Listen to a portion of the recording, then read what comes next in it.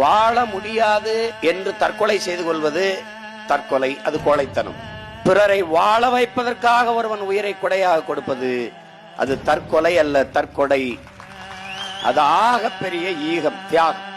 செங்கொடியின் நெருப்பு இன்றும் எரிந்து கொண்டிருக்கிறது. அவள் கட்டி ஆடிய கால் சலங்கை செல் செல் என்று ஒழிக்கிற போதெல்லாம் எழு எழு தமிழா என்று எழுப்பிக் கொண்டிருக்கிறது.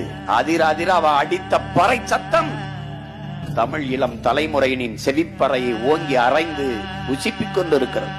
செத்த பிறகு எல்லாருக்கும் கொல்லி வைக்கிறான், ஆனா உயிரோடு கொல்லி வைத்துக்கிட்டவனை நாங்க போற்றுறோம். என்ன விரதம் ஏற்றாய் நீ அம்மா, நெஞ்செல்லாம் இறைவியாய் நின்றாய்